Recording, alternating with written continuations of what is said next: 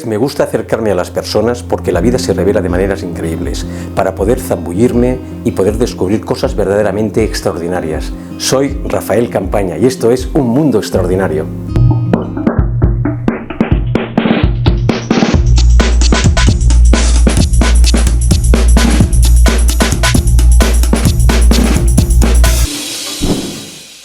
Bienvenidas y bienvenidos a Un Mundo Extraordinario, una semana más y un capítulo más. Muchísimas gracias por estar ahí detrás. Ya sabéis que el algoritmo del YouTube nos pide que por favor hagáis esta especie de comentarios, le deis al like y sobre todo os suscribáis al canal para que esto pueda subir cada semana y podamos subir estos contenidos. Hoy vamos a hablar con una persona que hace realmente... que liga mucho con el canal, porque vamos a hablar de una vida de transformación. Él es físico de formación, pero a través de un viaje, que de esto nos va a hablar él, que yo no voy a hacer un spoiler ahora, ha habido una transformación personal y se ha convertido en un agricultor. Actualmente está dando clases a alumnado sobre el tema de jardinería y agricultura, y vamos a hablar de esa transformación de esa persona más analítica, más científica, vamos a llamar, a este lado más humano, humanista, que es la agricultura ecológica. Vamos a hablar de ese tema. Vamos a hablar con Nico Sentís.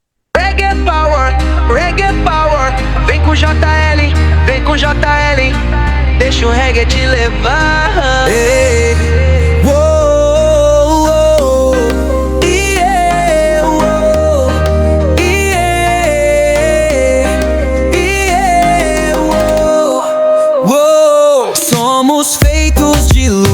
Energia que pulsa no ar, que transforma a atmosfera, cria tudo que há.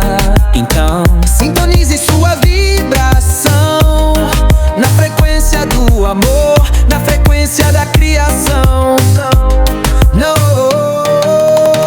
Não se deixe levar pelas ondas negativas soltas no ar. Sintonize sua vibração no amor, na criação. E deixa a luz que habita em você transcender a personalidade, sobrepor toda a maldade, para que se possa compreender que nada existe além do ser, que somos a realidade. Yeah, nós somos a realidade. Nico Sentís, muchísimas gracias por ingresar en Un Mundo Extraordinario. Él es físico de formación, pero es agricultor de corazón, que esto nos va a explicar un poquito ese camino de transformación. Muchas gracias, Nico. Nada, Rafael, muchas gracias a ti por invitarme. Un placer poder compartir mis intereses e inquietudes aquí con vosotros. Mira, para iniciar, me gustaría, si puedes compartir un poco cómo era tu vida, ¿no? Antes de irte a Brasil, de que ese viaje vamos a hablar ahora mismo. Sí, bueno, como has dicho, yo soy físico de formación y, bueno, antes de ir al Brasil, pues yo estaba estudiando física. De hecho, me fui al Brasil como viaje de año sabático al finalizar los estudios, que luego ya hablaré más de ello, supongo. Pero nada, respondiendo a tu pregunta, pues yo tenía una vida, pues, bueno, yo vivía en un piso compartido en Barcelona con mis primos, alquilaba una habitación, estaba estudiando un poco y pues así más o menos lo normal, lo que hace todo el mundo, ¿no? Tenía mis aficiones y a mí me gusta escalada y parkour, básicamente. Esas eran mis aficiones y entre estudiar, tocar música, parkour y escalada, pues iba haciendo mi vida, ¿no? Ir pasando los años y nada, eso me dedicaba simplemente... no sé, no hay mucho más que contar, nada destacable, más ahí de eso, pues lo que era. Porque, Nico, perdona, ¿en qué momento te hace un clic y decidiste dejar, vamos a llamar esta parte más científica de física, más, y emprender ese viaje? Sí, bueno, o sea, básicamente... Yo tenía un amigo en la universidad que sí que hizo un Erasmus, pero luego en el Erasmus como que conoció unas personas y se fue de viaje así como más de forma alternativa, dejó los estudios y volvió muy, muy cambiado, ¿no? Y no sé, en cierta forma me inspiró, ¿no? O sea, esa persona a mí me inspiró a decir, hostia, ha hecho un viaje y ha visto cosas de la vida, ¿no? Del mundo muy diferentes a lo que estamos acostumbrados. Entonces me inspiró a eso, a tener ganas de salir a ver un poco de mundo, ¿no? Básicamente. Y luego no es que hiciera un clic, sino que cuando terminé los estudios de física,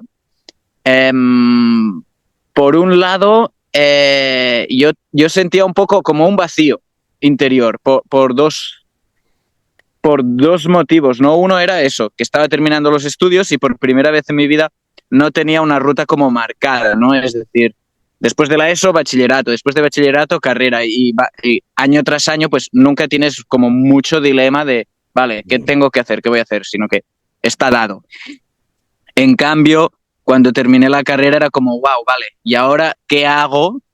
¿Qué hago yo? ¿No? Me pongo directo a trabajar, pero en ese momento las opciones de trabajo relacionadas con física pues hubieran sido lo más natural. Con mi formación era analista de datos, por lo que yo me estaba moviendo en ese momento, pero no me motivaba especialmente trabajar enfrente de un ordenador muchas horas. Entonces, bueno, eso por una parte, y por el otro lado sentía como no me apetece el siguiente paso obvio, pero siento un vacío porque yo no sé qué hacer con mi vida. No había nada que le diera un sentido a mi vida. Ahora lo veo así, en ese momento simplemente sentía como un poco de estar perdido, de no saber qué hacer, ¿no? Un poco de, bueno, todos mis amigos con los que había estado muchos años, pues muchos ya habían ido haciendo su vida por otros lados y era como un poco una sensación de vacío, ¿no?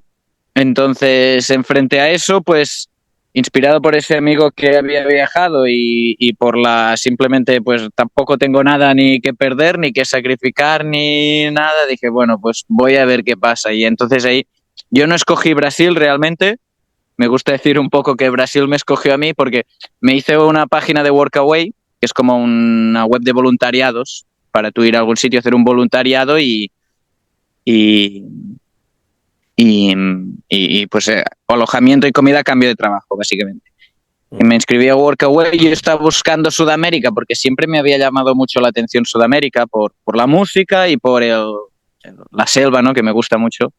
Y yo estaba buscando pues países de habla hispana porque, claro, como ya hablo español, pues era como lo fácil, pero no terminaba de encontrar nada pero me enviaron un mensaje ellos de un hostal de Río de Janeiro ofreciéndome de ir yo ahí porque, no sé, les vieron mi perfil y les gustó.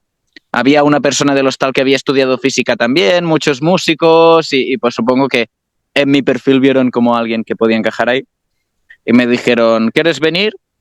Y claro, pues yo tampoco tenía muchas opciones, miré vuelos, Brasil era de lo más barato también, así que dije, bueno, va, pues ¿por qué no?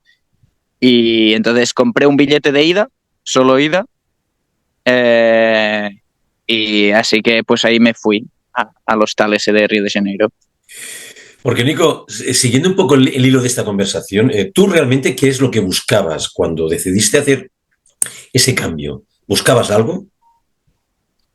Mira, esa es una pregunta que pienso que es interesante porque pienso que en mi interior sí que buscaba algo. Buscaba algo que le diera a mi vida un poco más de sentido o propósito. Pero en ese momento yo no sabía, ni siquiera yo no sabía qué estaba buscando. Simplemente era como, no sé qué hacer, pues me voy a Brasil, ¿sabes? Pero visto con perspectiva, o sea, esto viéndolo ahora con los años, pienso que yo sí que buscaba un poco eso que ahora yo llamo propósito de vida o es un sentido o un propósito, ¿no? Uh-huh. Que le diera a mi vida más significado que el simple hecho de tener comodidades y placeres en el día a día, sino como otro tipo de bienestar que va más allá de lo simplemente inmediato, no sé cómo explicarlo bien. Sí, sí. ¿Era más una inquietud profesional o algo más personal, Nico? No, no, era totalmente personal. En ese momento yo profesional, ya te digo, venía del mundo de la física y en ese momento la física yo no... era como, bueno, la aparco un tiempo, luego ya veré, tal, no, no, en cuanto a profesional no tenía yo mucha inquietud, era simplemente eso. No sé qué hacer con mi vida, voy ahí y a ver qué pasa. Ajá. Y ahora, hablando un poco con ese encuentro con ese país, Brasil, ¿cómo fue tu primer contacto con Brasil? ¿Qué pasó ahí? Bueno, a ver, ¿qué pasó? Fue mi encuentro con Brasil fue de descubrir muchas cosas, ¿no? De ver muchas cosas diferentes, de abrirme mucho la mente a nuevas posibilidades de lo que es la vida, lo que es la realidad. Pero así de entrada llegué a un sitio que era como bastante parecido. Yo vivía en Barcelona, en el Gótico, que es un sitio pues donde hay muchos turistas, también hay bastante fiesta, bastantes músicos. Bueno, un sitio animado, ¿no? En realidad es un sitio guapo. Y llegué a Río de Janeiro y no era tan diferente, la verdad. Yo llegué ahí, recuerdo decir, hostia, está guay, porque además vivía en un hostal, lo cual me obligó a conocer muchas personas de muchos sitios diferentes, trabajaba en recepción, así que tenía que hablar con muchas personas, intentar ir aprendiendo poco a poco el portugués como podía. Es decir, sí que me abrió mucho la mirada, ¿no? Pero bueno, hacía más o menos lo mismo que hacía en Barcelona. Me iba a hacer parkour con los que hacían parkour de ahí de Río de Janeiro, me fui a escalar algún día, me iba a hacer alguna excursión, tocaba los instrumentos con la gente del hostal. Es decir, hacía más o menos las mismas cosas que hacía en Barcelona, pero en Río de Janeiro. No era tan diferente en ese primer momento. Lo que pasa es que ahí en el hostal yo conocí algunas personas que viajaban en bicicleta y ahí esas personas pues me inspiraron también bastante y claro, pues cuando yo ya llevaba un par de meses en Río, yo ya me sentía un poco como, vale, eso está bien, pero no es todo lo que he venido a buscar a Brasil, ¿no? O sea, no he salido tanto de mi zona de confort, por decirlo de alguna forma. Y lo de perderme en bicicleta me llamaba la atención. Y como conocí algunas personas que lo habían hecho, me habían explicado cómo lo hacían. Bueno, eso, que lo habían hecho, que habían hecho ciertos viajes y tal, pues nada, me compré una bicicleta muy baratita. Le puse unas alforjas que me hice con 2 botellas de agua y ahí yo ya decidí irme con la bicicleta. Mi plan original era ir desde Río de Janeiro hasta Argentina en bicicleta. Lo que pasa es que no llegué hasta Argentina, llegué un poco más al sur de Sao Paulo, que para que os hagáis una idea, sería más o menos como de Barcelona a Madrid, la distancia que hice en total de 1 mes y medio. Y ahí sí que fue cuando yo empecé allá... Empezó ya realmente el viaje de transformación interior, yo pienso. Porque ahí sí que empecé a ver lo que viene a ser Brasil ya más auténtico. O sea, Río de Janeiro obviamente es un Brasil muy auténtico, pero ya la zona más rural, sitios así donde la gente vivía con menos recursos, ¿no? Conocí muchas personas muy aleatoriamente de muchos ambientes diferentes y claro, ahí pues yo pedaleando pues a lo mejor 10 horas al día, pues también... le vas dando mucho, o sea, da mucho tiempo para reflexionar en general. Tienes mucho tiempo, ¿no? Claro, tienes mucho tiempo para reflexionar y claro, me iban pasando cosas muy mágicas, como muy sincrónicas, ¿no? Del rollo, pues hostia, necesito un sitio para dormir esta noche y de repente aparece alguien y justo te ofrece para dormir o conoces a alguien que te habla de un sitio y luego vas y es un sitio súper mágico, no sé. Ahora me cuesta un poco explicarlo y tampoco quiero entrar mucho en detalles porque sería muy largo, pero ese tipo de cosas, ¿no? A veces en la vida que parecen mágicas, ¿no? De hostia, qué casualidad, cómo ha podido pasar justo así. Pues en ese momento de estar viajando en bicicleta me pasaron muchas, como muy habitualmente, ¿no? Y eso también me daba mucho reflexionar sobre lo que es la vida, cómo funciona la realidad, ¿no? Bueno, todo en general muy especial. Entonces, bueno, ahí yo creo que empezó el proceso de transformación que supuso para mí el viaje a Brasil. Y también, pues bueno, por supuesto también en Brasil, claro, hay unos paisajes y una naturaleza que lo flipas, y yendo en bici, pues lo veía mucho. Es una forma de viajar que te permite ver mucho lo que hay en el camino. No es que sales de un sitio y apareces en otro, sino que ves todo el camino. Y ahí también me impactó mucho, ¿no? La naturaleza que hay ahí, los paisajes y todo en general, eso también me impactó mucho. Porque, Nico, ya has hablado un poquito, pero no sé si puedes recordar algún momento que sea clave en el que tú realmente sentiste que algo dentro de ti empezaba a transformarse ya.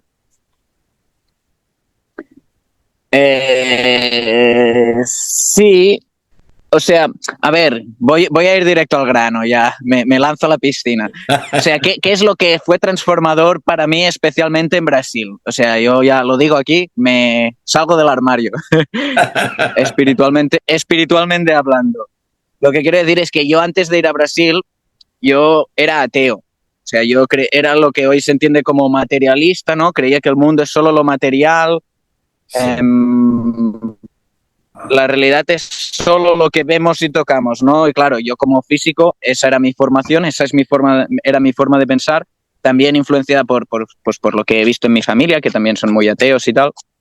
Y después del Brasil, bueno, yo me abría todo un universo de, bueno, lo que se entiende por espiritualidad diré la palabra Dios, aunque la palabra Dios puede ser muy ambigua y es trasladar al lenguaje un concepto que yo pienso que es muy difícil de traducir a palabras, ¿no? Pero sí que me abrí a toda una parte de la vida, pues que yo pienso que en nuestra sociedad se ha apartado, se ha hecho como si no existiera, o directamente se ridiculiza muchas veces, y que yo pienso que es muy importante esta dimensión de la vida para tú sentirte pleno o sentirte bien, al menos para mí. No sé si para todo el mundo, pero para mí lo ha sido, ¿no? Entonces, respondiendo a tu pregunta, yo como me pasaron muchas cosas en mi día a día, ya desde el principio del viaje, como eso, muy sincrónicas, muy mágicas, de hostia, ¿cómo ha podido ser que de esta casualidad que yo buscara justo esto y aparezca esa persona que me lleva a esa otra persona justo que tiene eso que yo buscaba o que necesitaba? No, o sea, así como mucho. Entonces yo, claro, al ver todo eso, yo iba reflexionando y yo iba pensando, hostia, ¿será que me acuerdo pedalear en bicicleta, ¿no? Y hacer reflexiones así como, bueno, primero que estoy buscando tal, y reflexiones sobre, ¿será que hay alguna cosa superior que o cuida de nosotros o hace que todo funcione, o algún tipo de inteligencia o conciencia universal? Yo pensaba en estos términos, ¿no? O sea, me preguntaba, ¿no? ¿Será que tal? ¿Será que cual? Porque para mí, ya te digo, tanta sincronicidad concentrada en tan poco tiempo, para mí me petaba la cabeza, la verdad. Entonces, bueno, me acuerdo de eso, empezar a preguntarme. En ese momento, yo tengo que decir que no me venía a la cabeza la palabra Dios, porque ahora, viéndolo y después, y habiendo leído, habiéndome informado, habiendo hablado con otras personas que han tenido experiencias similares, sí que dices, vale, esto de lo que estoy hablando es de lo que a veces se llama Dios, no necesariamente el Dios cristiano, o sea, es una palabra. Pero bueno, pero en ese momento no me venía a la cabeza esa palabra, simplemente pensaba eso. ¿Será que hay alguna conciencia universal que tal, que lo gestiona todo o así? Que tampoco se me malinterprete, porque yo no digo que haya un ente que dirige nuestras vidas o que hace que todo pase. No, pero sí que, bueno, que hay cosas en la vida que son un misterio que dices, hostia, ¿cómo esto puede ser así? Y luego el fenómeno de la consciencia, que para mí está muy ligado, es una incógnita desde el mundo de la ciencia que para mí tiene mucha relación con estos temas, pero bueno. Entonces eso, resumiendo, sí que empezaba a pensar cuando iba en bicicleta en estos términos. Porque Nico, ya una pregunta muy linkada también a esto es, ¿tú crees que desde el mundo de la ciencia, la física, en la cual tú estás muy versado, se le da respuesta a este tema de la conciencia global, universal? ¿Hay algo que nos acerque desde un punto de vista científico a esto? Eh, no sé, yo te diría que la física cuántica es lo que empieza a rascar un poco el tema, ¿no? Yeah. Es decir, la física clásica es muy materialista. Materialista en el sentido de, pues, la realidad es lo que vemos, tocamos, percibimos con nuestros sentidos o, como mucho, con algún instrumento, aparato que amplíe nuestros sentidos físicos. Tacto, vista, oído, olfato, gusto. Poco más. Pero claro, eso deja muchas cosas abiertas, ¿no? Eso implicaría, por ejemplo, que la conciencia, que es desde el punto de vista materialista, la conciencia se genera en el cerebro. Eso es como, digamos, el paradigma científico extendido principalmente, lo que piensan los científicos así como en general, normalmente, es como eso. La conciencia es generada al cerebro y es consecuencia de la actividad neuronal.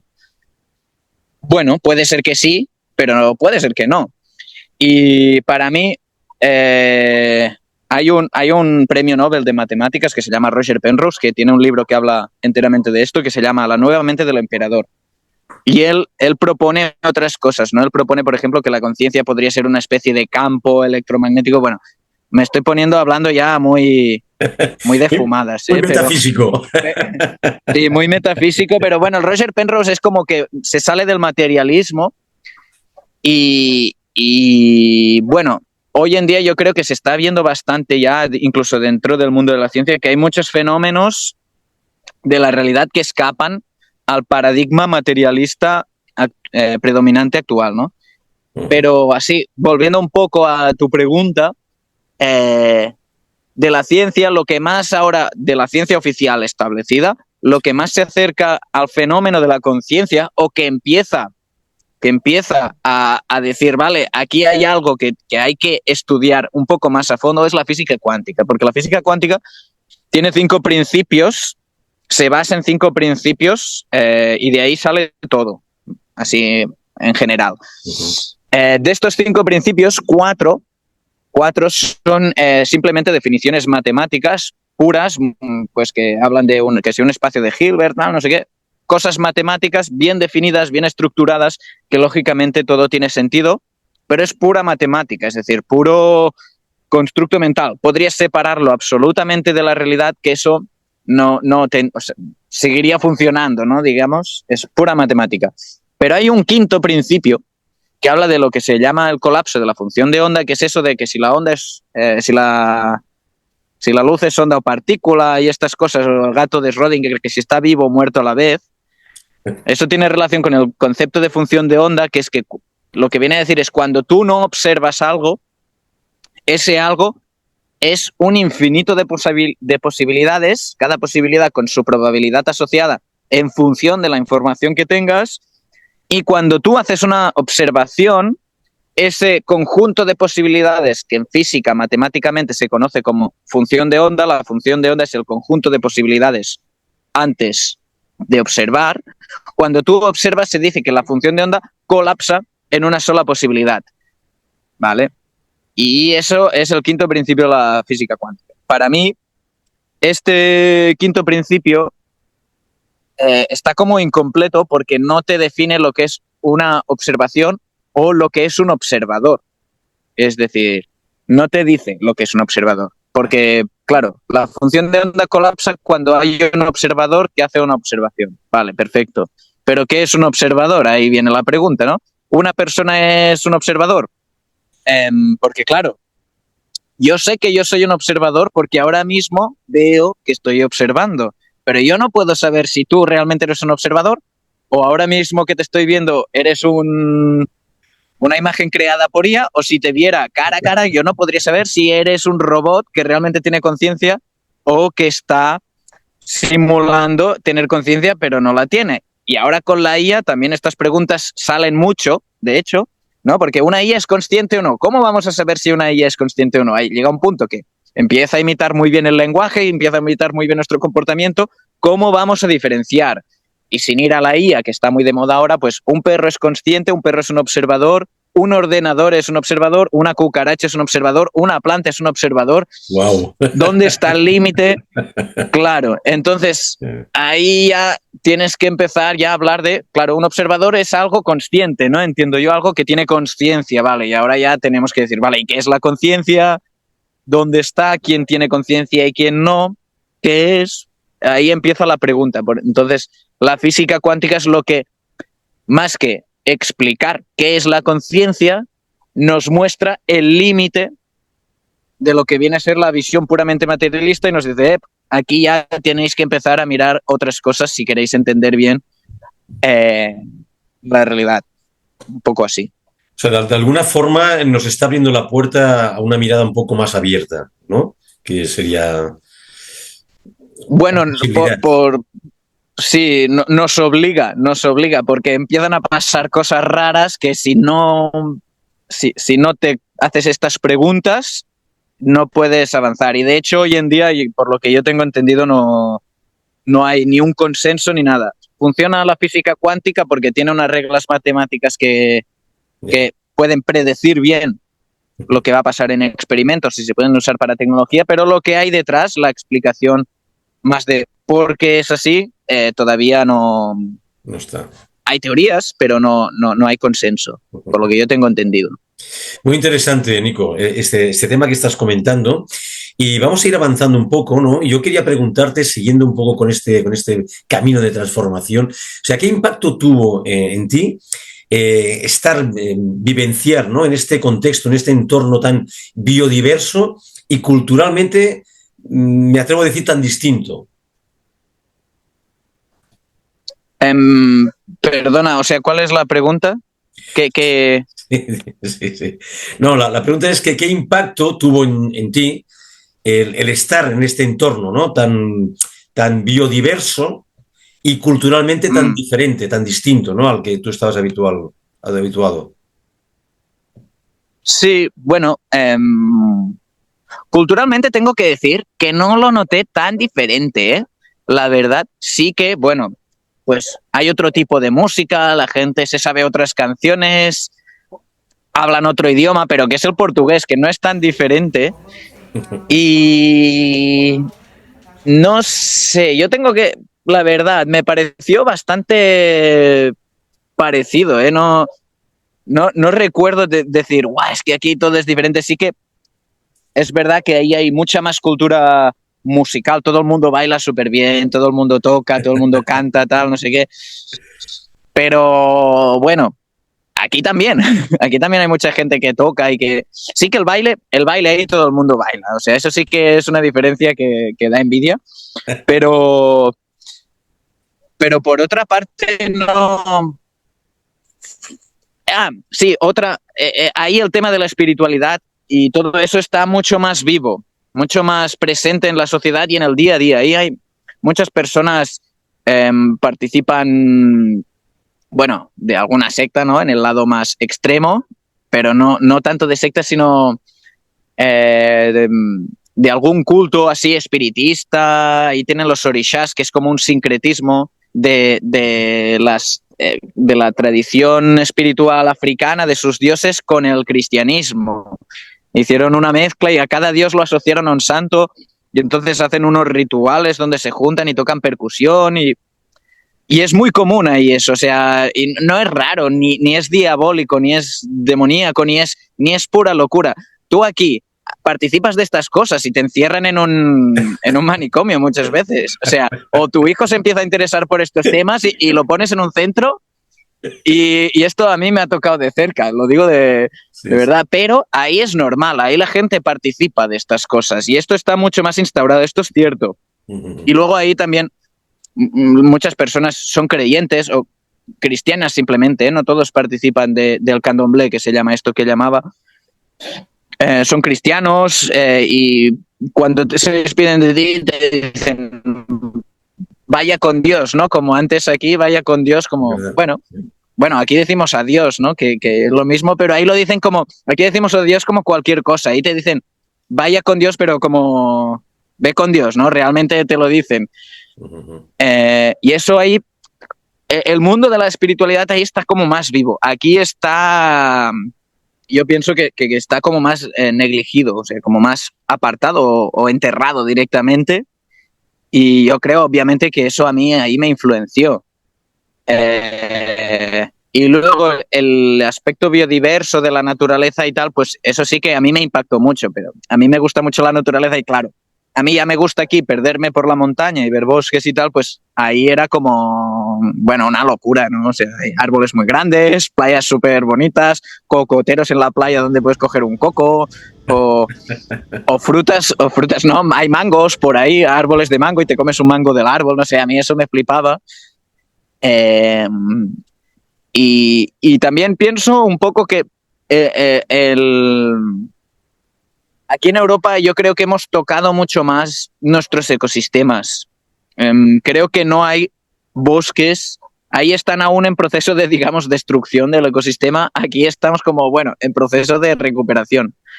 Creo. Sí. Creo que aquí hemos impactado mucho más fuertemente en el ecosistema. De hecho, sé que Europa tiene los suelos más degradados del mundo por causa de la agricultura, por lo que tengo entendido.